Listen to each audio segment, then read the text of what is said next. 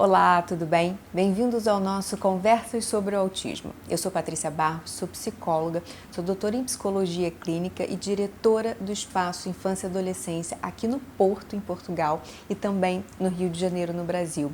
Hoje a gente vai falar sobre um tema que é super fácil para gerarmos situações de observação em relação aos sinais do autismo. E a ideia dos nossos vídeos é exatamente essa: auxiliar pais e famílias a, de alguma forma, gerarem situações e terem uma visão mais acurada de alguns comportamentos que podem estar ali de alerta para o autismo. E durante a brincadeira fica fácil a gente fazer isso porque a gente tem esse tipo de exposição das crianças às brincadeiras e aos brinquedos com muita frequência. A brincadeira na verdade, ela tem uma participação ativa no desenvolvimento, ela é um motor para o desenvolvimento, ou seja, ela é mais que um espelho do desenvolvimento. Ela tem ali o seu papel de embasar uma série de outras habilidades, especialmente do desenvolvimento cognitivo e social. Dentro dessa percepção mais acurada dos sinais de autismo, a gente vai tentar prestar mais atenção em três coisas, em três fatores. Um é o uso que essa criança faz dos brinquedos, e eu já vou explicar melhor sobre isso. Se existe ali a presença de comportamentos repetitivos enquanto ela brinca, e de que forma ela vai se manifestar e reagir ao engajamento das outras pessoas durante a brincadeira. Em relação ao uso dos brinquedos e essa presença do comportamento repetitivo, o que a gente precisa saber e perceber melhor? Se essa criança faz o uso convencional dos brinquedos, ou seja, se elas conseguem dar uma função óbvia do brinquedo. Então, se eu tenho uma criança que pega um objeto desses de montar e ela vai ali descobrindo que, olha, a estrela eu encaixo aqui, mas ela pode cair aqui e isso cai aqui e pronto, aí ela descobre que ela pode botar também o triângulo lá.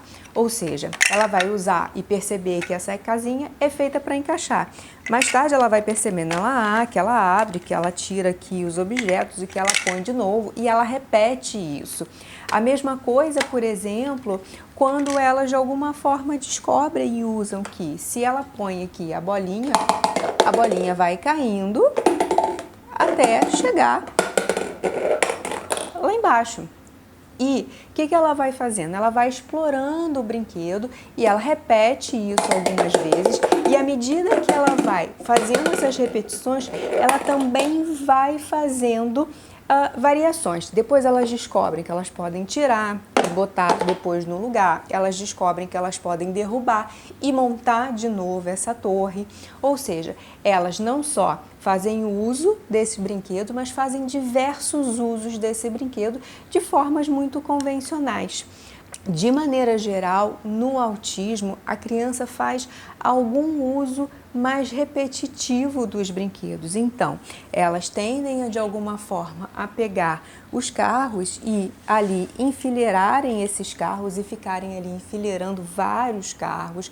Ou elas pegam e olham só o movimento das rodinhas e ficam ali girando aquilo. Muitas vezes até viram e giram os olhos para, de alguma forma, olhar aquilo sob diversos ângulos.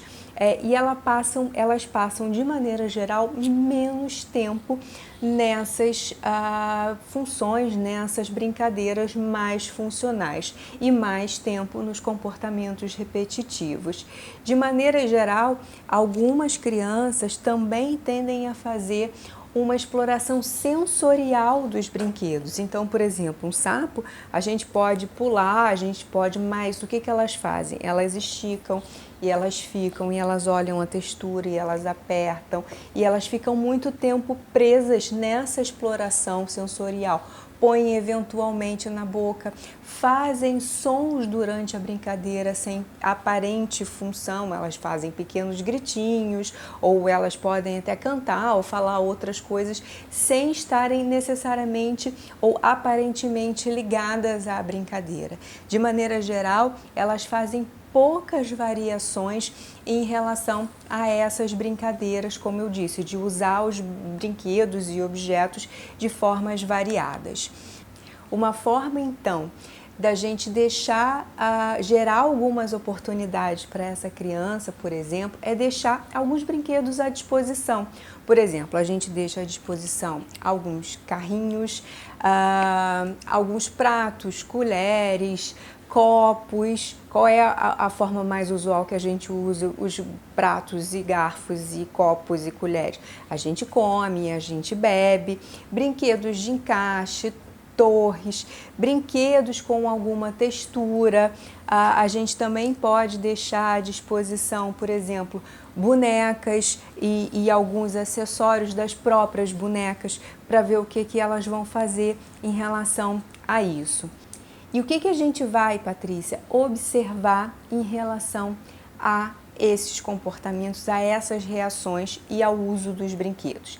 A gente vai perceber se elas dão essa função mais óbvia ao objeto, se elas vão simplesmente olhar e deixar de lado, porque às vezes elas não engajam, exatamente porque elas não sabem o que elas vão fazer com aqueles objetos. Então elas olham, exploram, não sabem o que fazer e andam e ficam sem função no ambiente e não conseguem interagir com aquilo. Ou se de alguma forma ela vai usar aqueles objetos de uma maneira mais repetitiva. Se ela vai pegar uma série de letras e ficar ali enfileirando aquelas letras, eventualmente se falta uma letra, elas ficam muito frustradas e elas desistem e elas reclamam de alguma forma, porque elas saem ali daquele movimento repetitivo. E mais do que isso, se durante essa brincadeira elas vão tentar engajar a outra pessoa nessa brincadeira.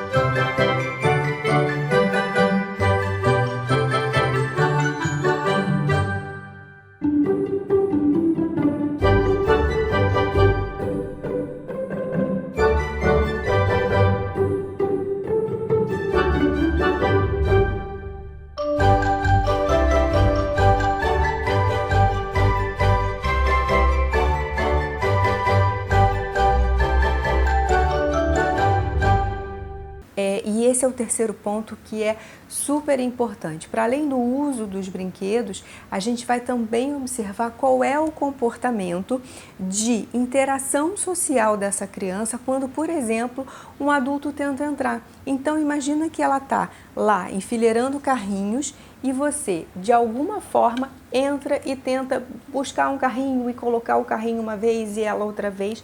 De que forma que ela vai interagir com você durante essa entrada? Se ela vai olhar nos seus olhos, se ela vai rir porque você está brincando com ela, se ela vai mostrar algum prazer, se ela vai te dar chance de fazer essa troca de turno, essa reciprocidade com ela, ok?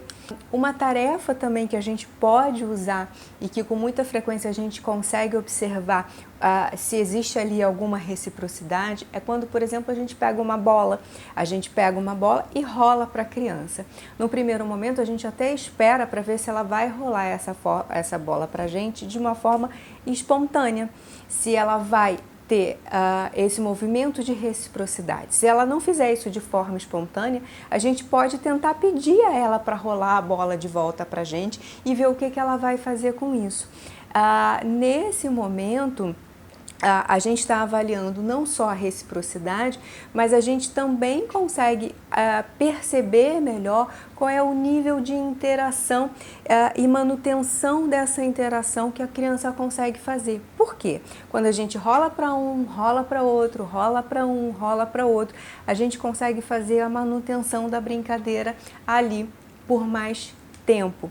Se a gente consegue também variar as brincadeiras, se a gente já não rola mais, mas se a gente joga dentro de um cesto, a gente também consegue manter essa brincadeira por mais tempo e de uma maneira mais variada, mais complexa, o que vai fazendo um ciclo positivo em relação ao desenvolvimento da brincadeira.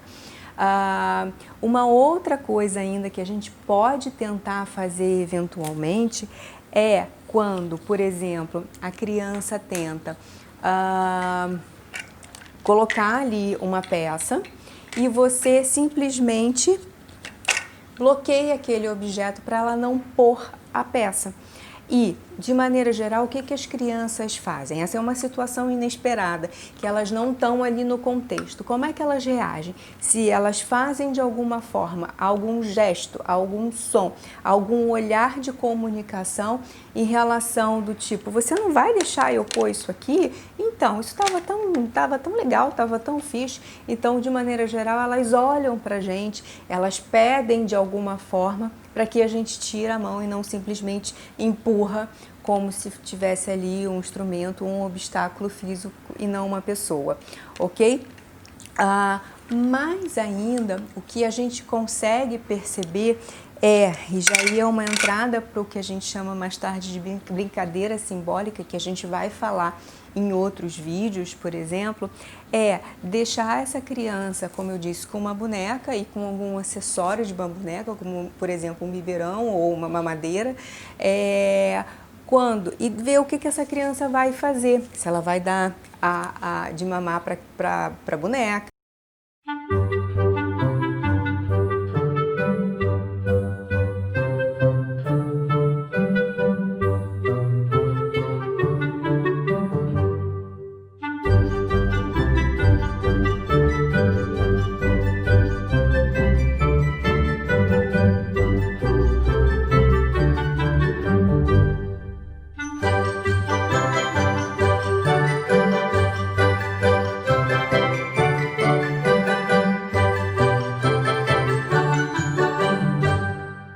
Então, para a gente resumir, o que a gente precisa observar é que o uso essa criança faz dos brinquedos, se ela faz um uso convencional ou se ela vai repetir inúmeras vezes ações com aquilo ou se ela vai fazer uso sensorial desses brinquedos, se ela consegue de alguma forma manter a brincadeira por algum tempo e diversificar eventualmente essa brincadeira e de que forma ela engaja os outros e se ajusta às outras pessoas quando essas pessoas eventualmente entram nessa brincadeira, ok?